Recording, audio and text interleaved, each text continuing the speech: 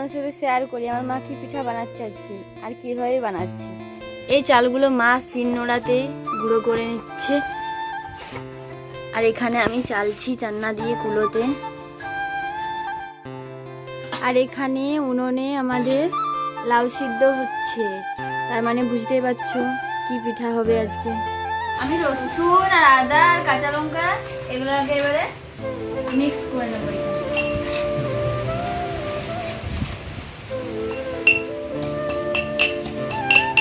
আদা রসুন ছেঁচা হয়ে গেছে, এবার ওটাকে বের করে নেবো।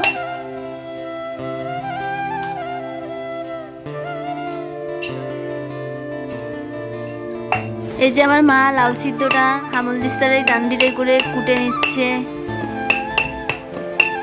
এই যে আমার মা লঙ্কা গুঁড়া দিয়ে দিয়েছে, এরপরে হলুদ গুঁড়া দিয়ে দিচ্ছে, এরপর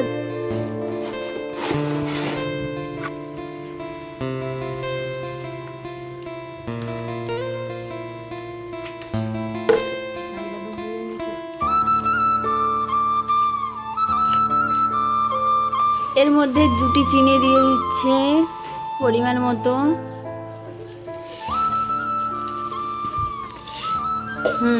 এগুলোই থাক। আর যখন লাউ সিদ্ধ হয় তখন নুন দিয়েছিল, তাই এখন আর নুন দিচ্ছে না। এরপর আমি গুঁড়িগুলা 2টি করে গুঁড়িগুলো দিয়ে দিচ্ছি, মা মেখে নিচ্ছে ভালোভাবে। এই দেখো কত গুঁড়ি কুটেছে মা আজকে।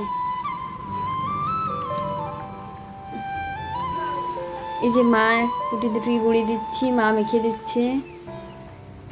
এটা একটু টান টান করে মাখতে হবে, তাই একটু বেশি গুঁড়ি দিচ্ছি।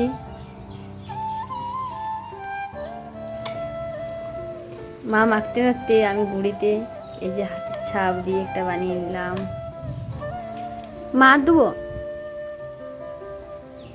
দিয়েছি।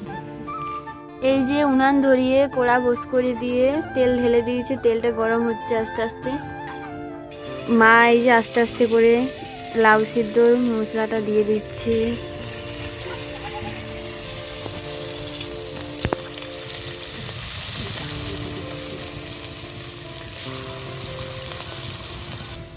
এই যে আমি আস্তে আস্তে করে উল্টে নিচ্ছি। কত সুন্দর ভাজা হয়ে যাচ্ছে দেখো, জাস্ট তোমরা গোল গোল ছোট্ট ছোট্ট। এই যে পিঠাটা ভাজা হয়ে গেছে পুরোপুরি, এবারে তুলে নিচ্ছি। এই মেঘলা বিকেলে এই বৃষ্টির ওয়েদারে পিঠা তো বলার না, সেই পুরো। আরও দিয়ে দিচ্ছে ছোট্ট ছোট্ট করে। বৃষ্টি শুরু হয়ে গেছে, ঝমঝম করে বৃষ্টি পড়ছে। এই যে তোমরা দেখতেই পাচ্ছ পিঠাটা কত নরম হয়েছে আর কত সুন্দর হয়েছে, দেখতেও কত সুন্দর।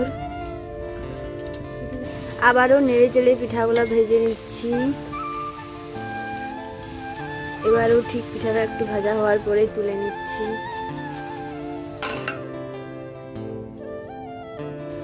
চলো এভাবে সব পিঠাগুলো আমরা ভেজে নিই। আরেকটা কথা, এই পিঠাগুলোর নাম হলো লাউ বড়া। তোমাদেরও কোনোদিন ইচ্ছে করলে করে খেও।